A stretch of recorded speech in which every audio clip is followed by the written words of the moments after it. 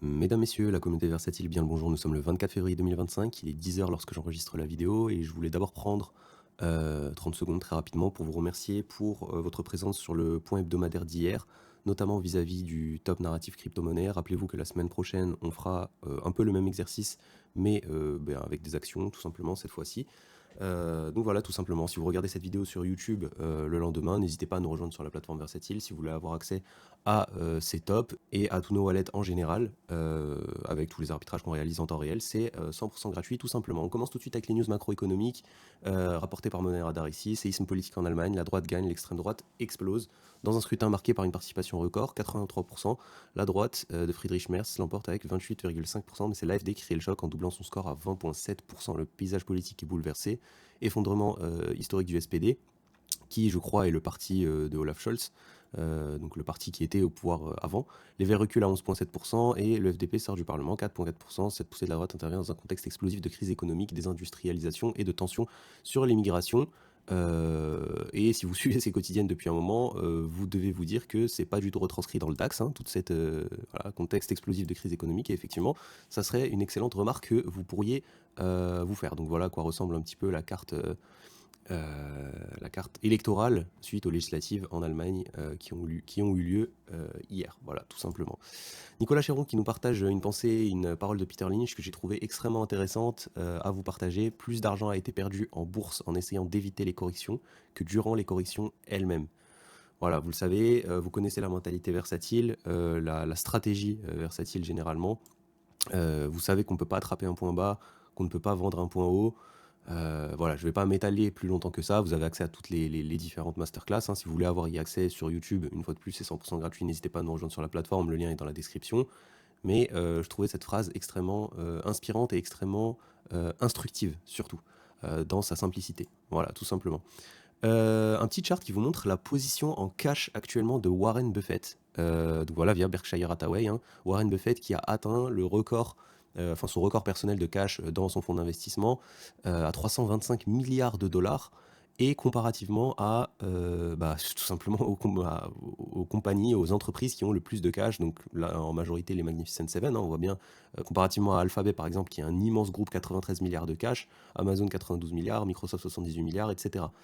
Donc voilà, je voulais vous partager ça pour vous inciter un petit peu à remettre en question potentiellement voilà, la stratégie d'investissement et votre vision sur l'investissement sur les prochains mois, les prochaines années peut-être, puisque effectivement on a été habitué, on a été biberonné depuis des années maintenant, depuis la dernière grosse crise en réalité qui a été plutôt 2008 que la crise du Covid réellement, à un marché haussier qui n'a fait effectivement que surfer ça, et on le voit bien sur toutes les analyses techniques, hein, que ce soit le Nasdaq, le Dow Jones, le SP500, etc. Tous les marchés globalement, même le MSCI World, hein, qui n'ont fait que surfer leur moyenne mobile 20 en hebdomadaire qui sont extrêmement haussières.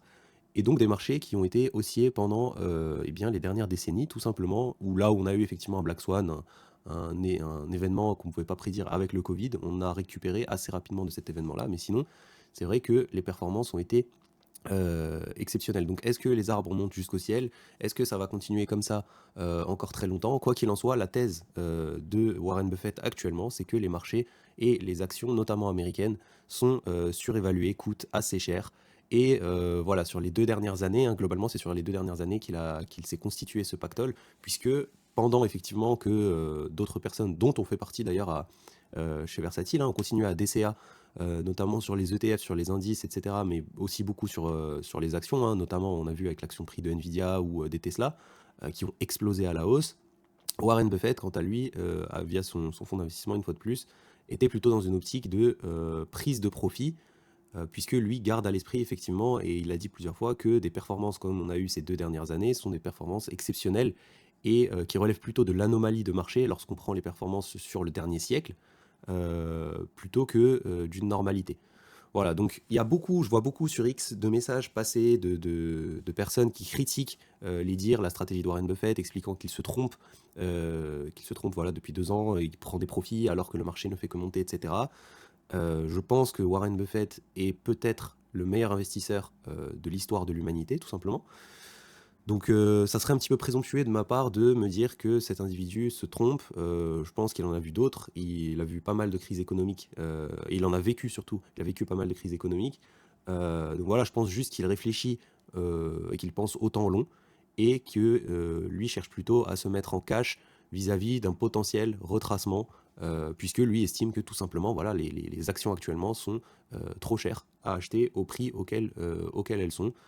Il va attendre un retracement avant de recommencer à rentrer dans le marché, très probablement. Et voilà, on en a déjà discuté sur Versatile, mais vous savez quelle est ma vision en ce qui concerne la fin de l'année 2025, l'année 2026, l'année 2027.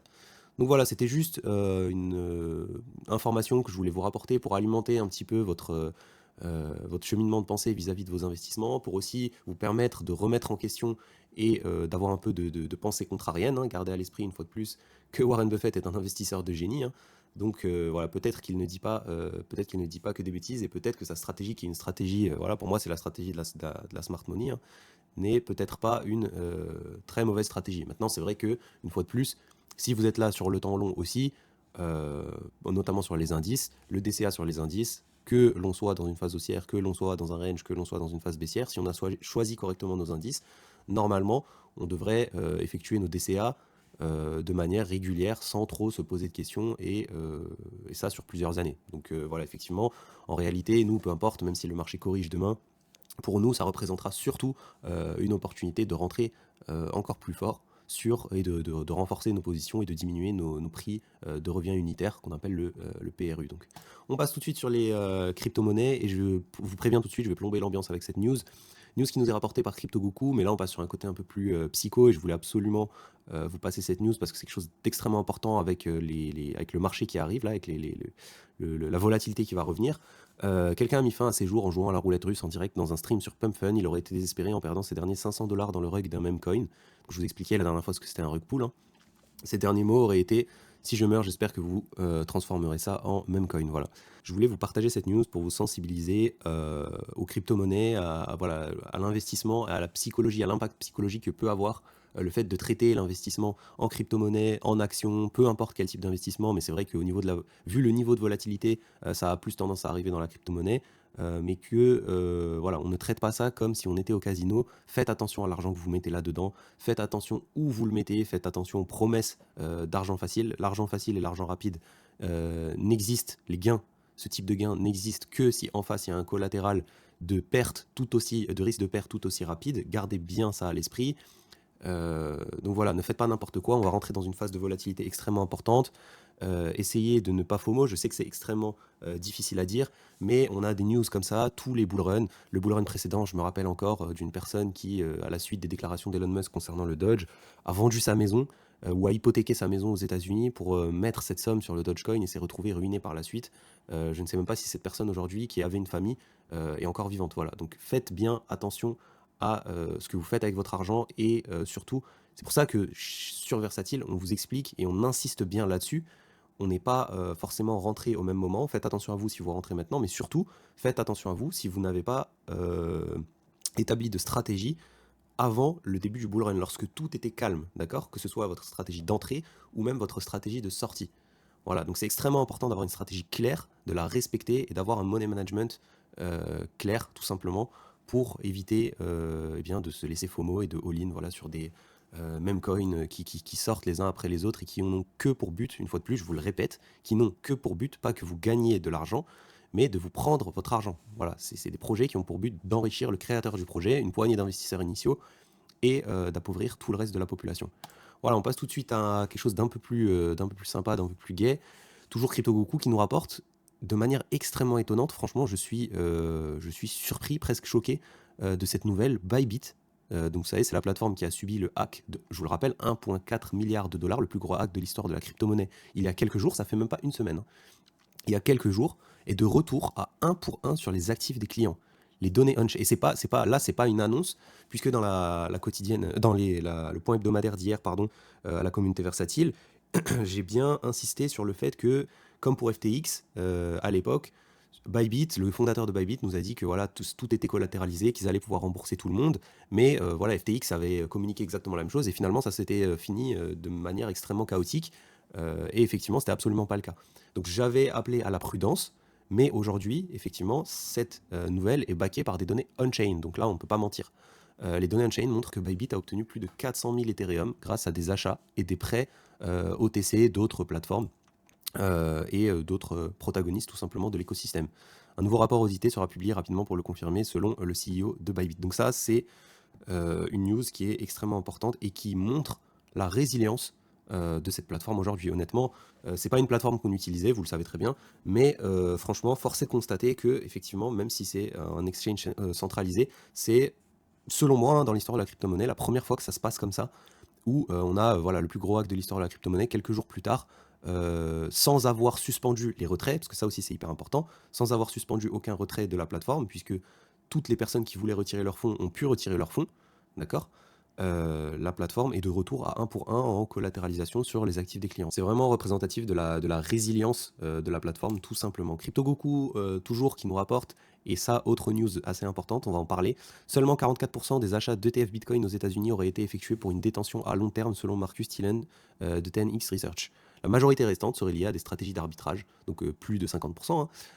Sur les 39 milliards de dollars d'entrées nettes depuis le lancement en janvier 2024, seulement 17,5 milliards de dollars représenteraient un véritable achat à long terme, selon Marcus Thielen. Ça, c'est extrêmement important. Pourquoi?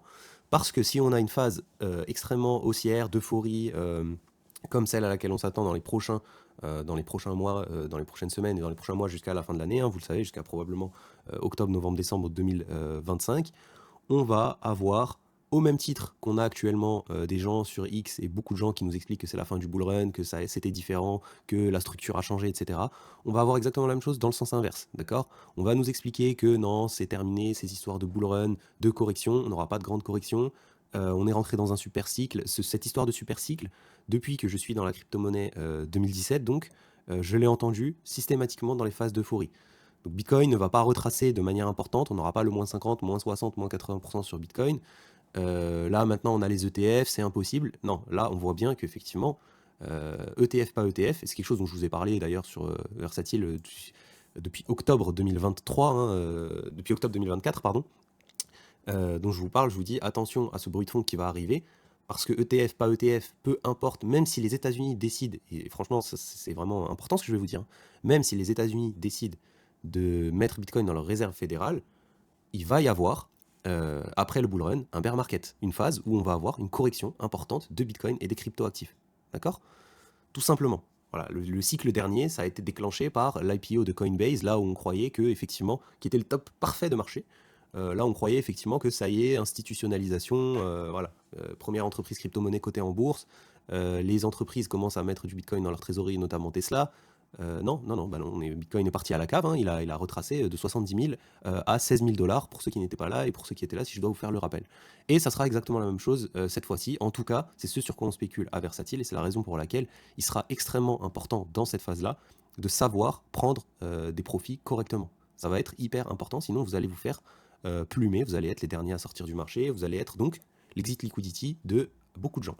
Et ça, vous n'avez pas envie que ce soit le cas, tout simplement.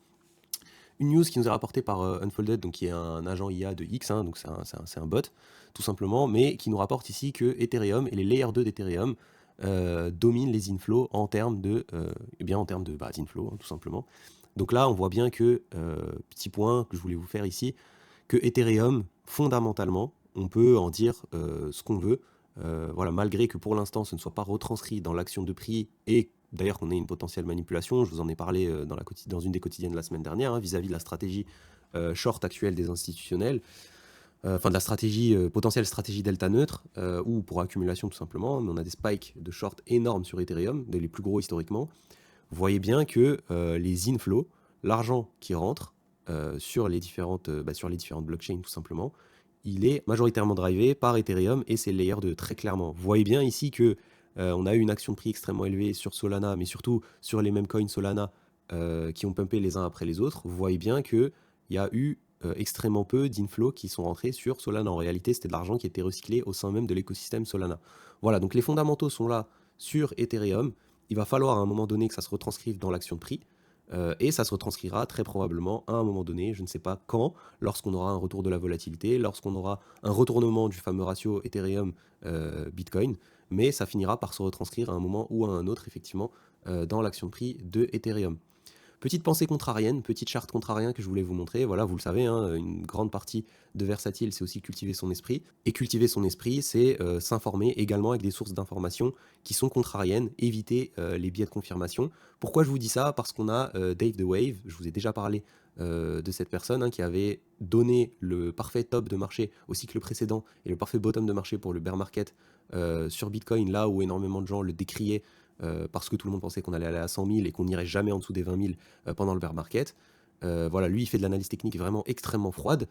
Et qu'est-ce qu'il nous dit ici, Dave the Wave, même si ça ne me fait pas plaisir? Il nous dit qu'on a un price action sur Bitcoin qui est techniquement exceptionnel. Là où je suis super d'accord avec lui, hein, on voit bien que ça se répète, ce pattern se répète depuis septembre 2023. Hein. Donc le pattern d'accumulation de phase de range poussée, phase de range poussée, et même en termes de timing en réalité. Et donc là, il nous trace les moments où on a les lows, donc avant de repartir à la hausse. Donc là, voilà le point bas final, entre guillemets, du range avant de repartir à la hausse. Pour la partie dans laquelle on est actuellement, il nous dit très clairement que ça pourrait se passer en avril, d'accord? Donc voilà, moi je vous ai donné un retour de volatilité, je vous explique qu'on a une saisonnalité positive février, mars, avril, mai pour Bitcoin et les altcoins. Je vous ai expliqué qu'il y aura un retour de la volatilité très probablement parce que historiquement, effectivement, et on va le voir aussi tout à l'heure, la volatilité de Bitcoin est extrêmement basse. Mais effectivement, est-ce qu'on va repartir? Après, on peut très bien repartir à la hausse sur Bitcoin, aller à 110 000, surperformer sur les altcoins et ensuite retracer. Ça pourrait être ce potentiel retour de volatilité. Quoi qu'il en soit, cette théorie contredirait celle de Bob Lucas, effectivement, que je vous ai exposé depuis plusieurs semaines maintenant sur les cycles hebdomadaires de range et de hausse dans la temporalité. Voilà, donc juste un petit chart hein, pour alimenter votre réflexion de manière un petit peu plus contrarienne.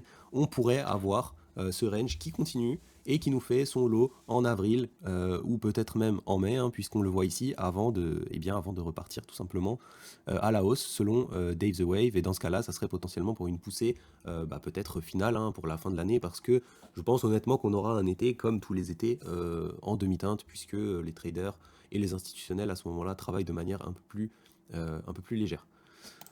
On passe tout de suite sur les chiffres importants qui seront publiés cette semaine. Dans un premier temps, mercredi, en aftermarket, donc vers 22 h, on va avoir les chiffres de Nvidia, donc les résultats de Nvidia qui seront publiés. Chiffres importants pour le marché, hein, je pense, et surtout pour l'action de prix de Nvidia, bien évidemment. Et vendredi, donc vendredi 28, 14 h 30, on va avoir le Core PCE, donc le chiffre de l'inflation, donc pour le mois de janvier cette fois-ci, qui sera publié. Et donc, je vous rappelle, hein, le Core PCE, c'est le chiffre le plus important qui est regardé par la Fed pour la politique, pour sa politique des taux directeurs, tout simplement. Chiffre qui est attendu, vous le savez, à cause de l'effet de base encore défavorable pour le mois de janvier, entre 0,3 et 0,4%, là où il était à 0,2%, donc en légère hausse, à partir de la fin du mois de mars. Lorsqu'on aura donc le Core PCE qui sera publié pour le mois de février, on devrait avoir un retour de l'effet de base favorable. Et lorsqu'on va voir sur Trueflation, hein, l'inflation en temps réel, vous voyez qu'on est toujours aux alentours des 2,3%. Là où effectivement on a un report du gouvernement qui est à 3% tout simplement. Si on se penche sur les liquidations sur les dernières 24 heures au niveau du marché crypto-monnaie, on voit qu'on a eu énormément de liquidations en longue, puisque vous allez le voir sur les charts, les cours ont ouvert tout simplement en légère correction. 250 millions de liquidation, tout simplement. Hein, voilà, on est dans les clous des précédentes semaines et des précédents jours. Le CBBI Index qui est toujours à 77, hein, donc cet indicateur de top de marché, lorsqu'il passe au-dessus des 90, est toujours aux alentours des 77. On est encore assez loin d'un top de marché, comme vous pouvez le voir. Et la volatilité, une fois de plus. Hein. Donc ici, qu'est-ce que vous voyez? Vous voyez l'historique de volatilité sur la dernière année de Bitcoin en vert, avec l'action de prix en jaune, tout simplement. Vous voyez que la volatilité est dans une tendance baissière importante et qu'on est de retour à des points extrêmement bas, quasiment aussi bas que ceux du mois de juin, donc de l'été 2024. Voilà. Donc retour de la volatilité imminent. Vous voyez bien qu'on n'a pas des niveaux de volatilité aussi faibles pendant un très long moment sur Bitcoin. Donc voilà, hein, je vous bassine avec ça, mais effectivement, on va avoir un retour de la volatilité très prochainement. Écrasement de la volatilité qui se retranscrit dans les cours, tout simplement. Regardez-moi ces bougies. Donc on les a vues dans le point hebdomadaire d'hier, hein, très rapidement, avec la communauté versatile. Donc je ne vais pas tout repasser tout simplement, mais vous voyez qu'on ouvre ici cette semaine et qu'on a clôturé surtout la semaine dernière. Hein, c'est surtout pour ça, on est lundi matin. On a clôturé la semaine dernière de nouveau avec un corps de bougies minuscule et des grandes mèches. Donc voilà, on continue à liquider, à aller flush les gens qui short ou qui longuent le marché. On est dans l'indécision la plus totale en termes de direction de prix. La moyenne mobile 20 en hebdomadaire qui continue à remonter sur Bitcoin. La bougie de Bitcoin Dominance, elle est magnifique sur la semaine dernière également. Ne prenez pas trop compte les bougies de la semaine actuelle, hein, puisque voilà, on est lundi, la semaine vient d'ouvrir. Ethereum Bitcoin ici qui nous fait une très belle bougie la semaine dernière. On espère qu'on va pouvoir être capable de continuer jusqu'à aller chercher la moyenne mobile 20 en hebdomadaire, la première résistance, très probablement qu'on sera rejeté dans un premier temps avant de passer par la suite. Ethereum USD, pareil, hein, on a fait une très belle bougie de reprise haussière la semaine dernière. On espère qu'on va être capable de continuer ce retournement de tendance tout simplement. Le crypto total qui est toujours dans son range, qui est toujours sur la moyenne mobile 20 ici, et vous l'avez vu, bougie de statu quo la semaine dernière, puisque effectivement le cours n'a pas bougé d'un iota, tout simplement. Le corps de la bougie est extrêmement petit. On ouvre cette semaine sur le total 3 en dessous de la moyenne mobile 20. Une fois de plus, je vous l'ai dit, à voir d'ici la fin de la semaine, hein. Il suffit d'un bon chiffre pour le corps PCE, mieux que prévu, ou de bons résultats pour Nvidia, ou tout simplement de bonnes sessions américaines, hein, dans l'après-midi, pour effectivement avoir le cours des crypto-monnaies qui se retourne. Donc voilà, tout simplement, pas rien qui a changé par rapport à la semaine dernière. Globalement, vous le savez, on en a parlé hier, hein, HTM qui nous a fait une reprise haussière incroyable. La communauté versatile est au courant, ça fait partie des coins que j'ai arbitré et que j'ai renforcé lorsqu'on était ici un peu plus bas. Pullback pour l'instant magnifique sur la moyenne mobile 20 en hebdomadaire, mais vous le voyez que sur la bougie de la semaine dernière, bougie de breakout incroyable, si on arrive à la maintenir et à continuer la tendance cette semaine, moyenne mobile 20, moyenne mobile 50 en hebdomadaire.